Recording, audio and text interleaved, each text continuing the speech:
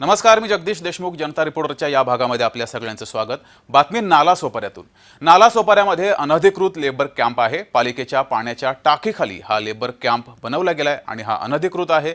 त्यामुळे मजुरांचा जीव आणि आरोग्य तर एकीकडे धोक्यात येतंयच, मात्र इथल्या परिसरातील रहिवाशांना सुद्धा प्रचंड त्रास होतोय.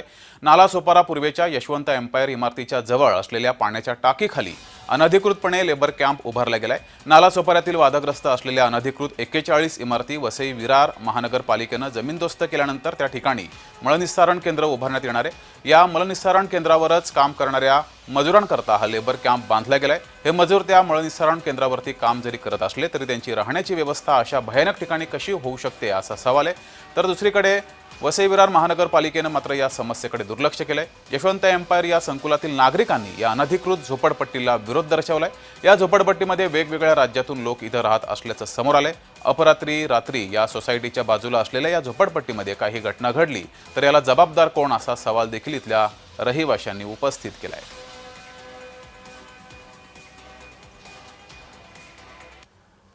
तर यशवंत एम्पायर या संकुलातील नागरिकांनी या अनधिकृत झोपडपट्टीला विरोध दर्शवलाय. या झोपडपट्टीमध्ये वेगवेगळ्या राज्यातून लोक इथं राहत आहेत. मात्र रात्री अपरात्री या सोसायटीच्या बाजूला असलेल्या झोपडपट्टीमध्ये नागरिकांचा इथल्या स्थानिकांना त्रास होण्याची शक्यता आहे. तसंच काही घटना घडली तर याला जबाबदार कोण असा सवाल इथल्या रहिवाशांनी उपस्थित केलाय. आज हम इसलिए एकत्रित हुए हैं कि ये हमारी जस्ट बिल्डिंग के साथ ही दीवार में झोंपड़ बस्ती बसा रही है, जो कि आने वाले टाइम में 200 से 250 पब्लिक बाहर की आके रहने वाली है, जो हमारी पब्लिक के लिए, लेडीज के लिए, बच्चियों के लिए सेफ नहीं है, जो रात में 12 बजे आती हैं, 1 बजे आती हैं. तो इसका क्या आगे आप निकाल सकते हो सॉल्यूशन, वो निकालिए, क्योंकि ये हमें सेफ नहीं लग रहा है यहाँ. आता आम्हाला पण तेच वाटायचे, मॅडमनी आता सांगितलेलं आहे ना की आता तर मग अगोदर एवढे माणसं नव्हते, पण आता हळूहळू 250 माणसं बोलतात इथे राहणार आहे. मग आमचे पण मुलं रात्रीचे कामावर येतात, दोन्ही पोरी आहे माझी, 2 वाजता 2:30 वाजता येतात. पुढे काय होऊ शकतं त्याचं आपण सांगू शकत नाही, म्हणून आपण अगोदर हे बोललेलं प्रशासनशी बोलणं खूप गरजेचं आहे की पुढे काहीतरी आमच्यासाठी हे काहीतरी करा. हे इथे एवढे माणसं ठीक नाहीये. मॅडम, हे सगळं उद्भवण्याआधी सोसायटीची कुठली परमिशन घेण्यात आली नाही, काहीच नाही, काही नाही, काही परमिशन वगैरे काही घेतलेली नाहीये.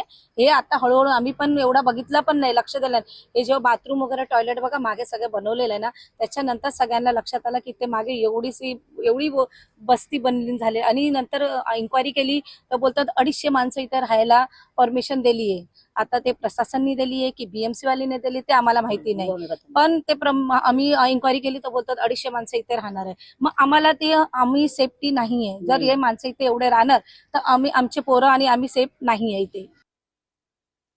एक्चुअली कैसा है ना कि अभी 2 दिन पहले की खबर है, 1 दिन 2 दिन पहले की खबर है कि किसी ने, ऑटो वाले ने, किसी ने पुलिस कंट्रोल को 112 पे कॉल करके बताया इधर इस यशवंत एम्पायर के पास में कहीं पे बॉम्ब रखा है, बॉम्ब प्लांट किया गया है. बट उन लोगों ने कार्रवाई किया, उन लोगों ने देखा तो शायद मिला या नहीं मिला नहीं पता, बट उन लोगों ने आए थे इंक्वायरी के लिए, इधर एरिया का वेरिफिकेशन वगैरह करके गए हैं. और इधर ही 250-300 लोगों को बसाया जा रहा है, लेबर क्लास लोगों को.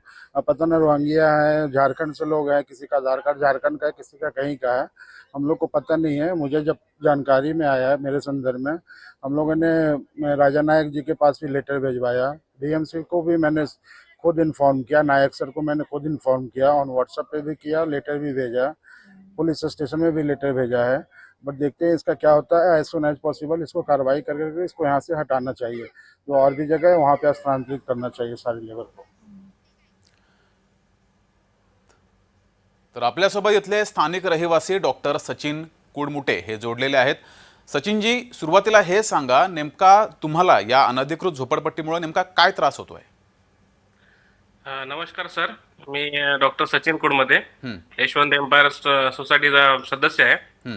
ही जे अनधिकृत बांधकाम पाण्याच्या टाकीच्या खाली आहे आणि अत्यंत म्हणजे जवळची असली नदी जो आता नाल्यामध्ये कन्व्हर्ट झालेला आहे, त्याला लागूनच फार मोठ्या प्रमाणामध्ये टिनाचे शेड आणि टॉयलेट बाथरूम पण बांधण्यात येत आहेत. ऍक्च्युअल पाण्या पावसाचे दिवस आहेत सर, आणि वादळ पण येत आहे, आणि या वादळामुळे हे कधी टीन सुद्धा पण उडू शकतात सर. आणि त्याच्यामुळे तिथे राहणाऱ्या नागरिकांना आणि आम्ही आजूच्या बाजूच्या लोकांना सुद्धा इनडायरेक्ट डायरेक्टरित्या थोडासा सुरक्षेचा प्रश्न आहे सर. आणि तशाच प्रमाणे सर तिथे जे लाईनचे जो खंबा आहे विजेचा खांब तो पण आमच्या जस्ट बिल्डिंगच्या बाहेर आहे. बरं. तो एकदम टाकीच्या जवळ आहे. बरेचदा ती वायर पण तुटत राहते सर, रिपेअर पण होते. त्याच्यामुळे पण वेगळ्या प्रकारची ते शॉर्ट सर्किट पण काही पण किंवा स्पार्क पण होतात सर. त्याच्यामुळे पण तिथे सुरक्षिततेचा धोका आहे. तसेच सर आता एवढे लोक जे इथे राहणार आजूबाजूला तिथल्या वातावरणामध्ये आणि रात्री बेरात्री जाणे येणं असल्यामुळे पण एक प्रकारची सिक्युरिटीचा पण प्रश्न इथल्या आजूबाजूच्या परिसरामध्ये उत्पन्न होऊ शकतो सर. अशा प्रकारे तिथे आता जे राहत आहेत लोक, पावसामुळे पाणी पण भरल्या जातं सर. बरं. पावसामुळे ते पाणी पण सहसा भरतं. त्यांनी ते उंच केलं आहे, पण तरी पण ते चान्सेस आहे. तिथे राहणाऱ्या नागरिकांना पण धोका आहे आणि आम्हाला सुद्धा पण धोका आहे सर त्याच्यात. तर आमचे शासनाकडे हीच विनंती आहे की इथल्या लोकांनी त्यांनी योग्यरित्या योग्य जागी सुरक्षित स्थळी त्यांना म्हणजे विस्थापित करावं आणि आमची मागणी मान्य करावी. जी. मात्र सचिनजी, तुम्ही इथल्या पालिका प्रशासनाकडे या संदर्भात काही पाठपुरावा केलाय? अजून नाही केलाय तर इथल्या आम्ही आमदाराकडे दिलेला आहे आणि वसई विरार महानगरपालिकेमध्ये पण आम्ही देणार आहोत. आता अजून याच्या आधी आम्ही पहिले पोलिसांना इन्फॉर्म केला आहे आणि आमदारांना दिला आहे. समोरचे पण एक स्टेप आमची बाकी आहे आणि त्याच्यावरती पण जर जावं लागलं तर आम्ही ती पण स्टेप पुढे करू सर. जी. सचिनजी, खूप खूप धन्यवाद दिलेल्या प्रतिक्रियेबद्दल. यासोबतच जनता रिपोर्टरमध्ये वेळ झाली इथेच थांबण्याची. ताज्या बातम्यांसाठी बघत राहा जय महाराष्ट्र.